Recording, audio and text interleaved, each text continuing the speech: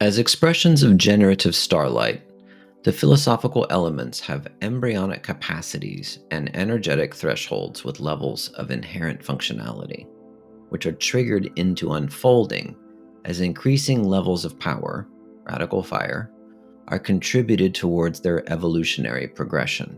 This is as true for states of consciousness in the psyche as it is for the non-physical philosophical elements in the lab. The reason many who have attempted to practice alchemy did not have as much success as they could have is because they mistook the physical substances they obtained through certain processes to be the philosophical elements, instead of realizing that those substances themselves were only useful as appropriate physical substances that could support the energetic expressions of the particular non-physical philosophical elements, using them as vessels. Different physical substances, as vessels, can contain the elements, but that does not then make any physical substance itself the element. The elements are never physical. They only use the physical as vessels, which is how alchemists are then able to obtain and work with them across many materials. How does one know whether or not a philosophical element has been obtained within a physical substance? Because it will change the known behavior of the physical substance. Things that are known to be chemically soluble in water or ethanol will become insoluble, and materials known to be insoluble can become soluble. Salts that were known to resist volatilization become more easily volatilized. The known temperature at which particular substances distill over decreases with each successive distillation. The known level of heat that particular physical substances can withstand before they break down can be significantly increased. This is one level of insight into a practical level of understanding of what the ancient philosophers meant by only being able to know pure divinity by its effects.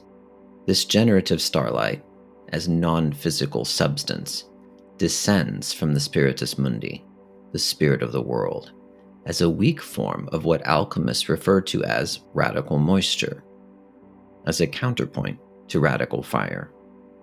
This is readily available in rainwater and morning dew, which is primarily how its generative nature is received into the earth.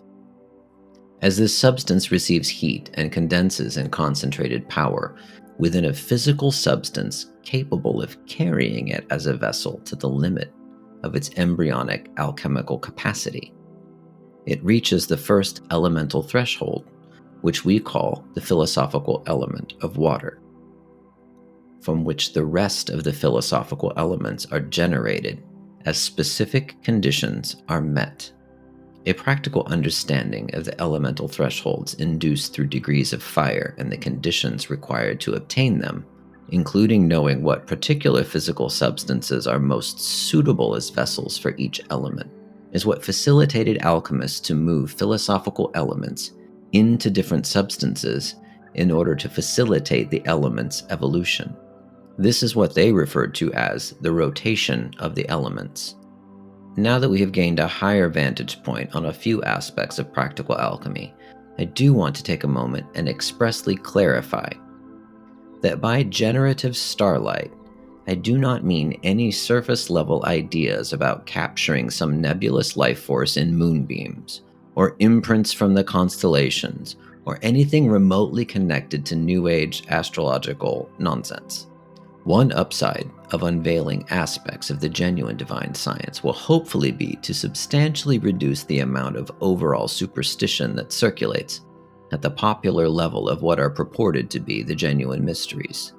The generative starlight we are discussing is not a light ray. It is a specific, non-physical spiritual essence, a non-physical particle that is quantum, magnetic, self-attracting, and auto-evolving. That is the prima materia. Its magnetic nature, i.e., its ability to attract more of its own nature to itself, has been alluded to in various literature by referring to the astral light as a magnet of sorts, but without really ever explaining what they meant on any kind of practical level. in both alchemical and theurgical texts. Transcendental Magic by Eliphas Levi.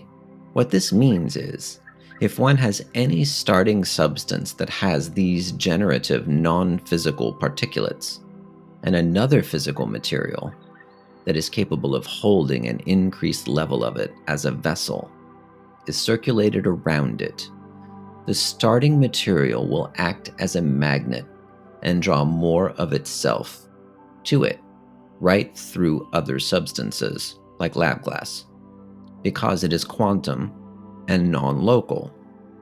Some alchemists refer to this alchemical self-generating system as a fountain, which casts an alternative light on many foundational texts in the alchemical canon, such as the emblem from the text Rosarium Philosophorum, as seen here.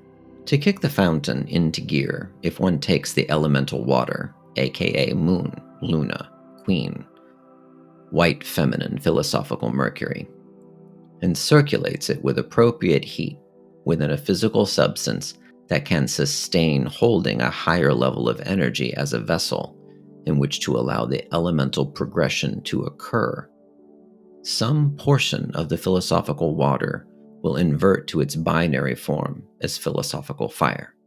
And when you have water and fire, you have the beginning of everything.